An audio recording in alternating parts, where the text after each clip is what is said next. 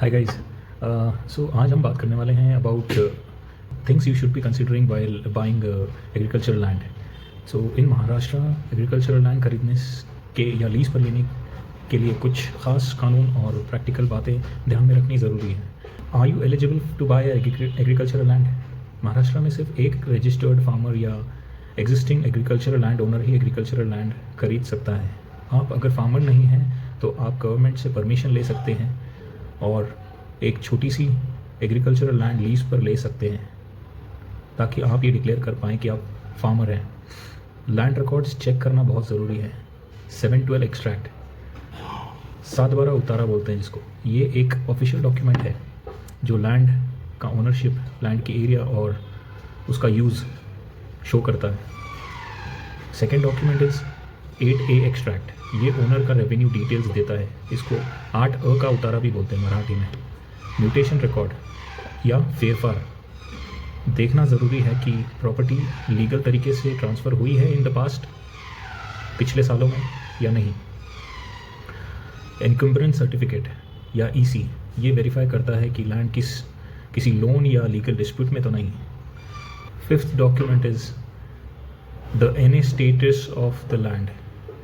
कुछ लैंड्स पे agriculture allowed नहीं होता, तो ये कंफर्म करना कि लैंड एग्रीकल्चर यूज़ के लिए सूटेबल है NA डॉक्यूमेंट से पता चलता है या उसके जोन सर्टिफिकेट से पता चलता है। तो you have to check that before you bye.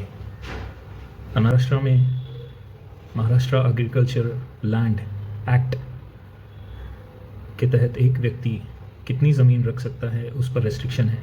Adivasi land या ट्राइबल लैंड सिर्फ उन्हीं कम्युनिटी के लोग ले सकते हैं, किसी और को नहीं दी जा सकती। भूमिदार राइट्स क्लियर होने चाहिए, कहीं लैंड गवर्नमेंट एक्वायर्ड या सीलिंग लिमिट्स में तो नहीं, ये चेक करना बहुत ही ज़रूरी है।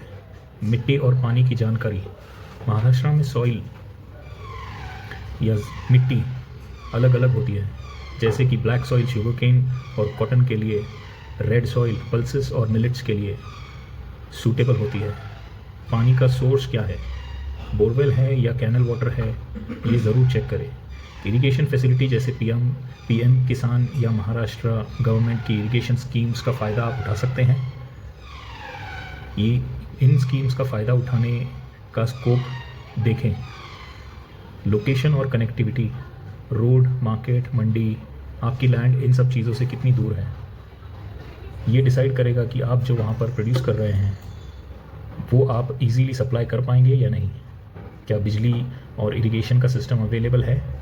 नज़दीकी ट्रांसपोर्ट फैसिलिटी देखना ज़रूरी है।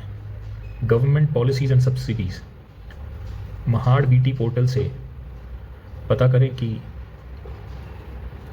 क्या आप किसी गवर्नमेंट सब्सिडी या लोन के लिए एलिजिबल हैं, क्या आप ये लैंड को मॉर्गेज कर सकते हैं। महाराष्ट्र में शेती यानी शिक्षण योजना, PM किसान फसल बीमा योजना जैसे स्कीम्स अवेलेबल हैं। अगर आप ऑर्गेनिक फार्मिंग या एग्रो टूरिज़म करना चाहते हैं तो गवर्नमेंट की स्पेशल स्कीम्स का फ़ायदा मिल सकता है या नहीं, ये चेक करिए। मार्केट रेट कंपैरिजन करें और फ्यूचर एप्रिसिएशन देखें। क्या लैंड किसी प्रपोज्ड हाईवे या SEZ या अर्बन एक्सपेंशन एरिया के पास है? अगर है तो इसके रेट्स बढ़ने के चांसेस बहुत ज़्यादा हैं। लीज एग्रीमेंट, अगर किराए पे ले रहे हैं तो Maharashtra tenancy and agricultural lands act 1948 के तहत लीज एग्रीमेंट लिखा हुआ होना चाहिए।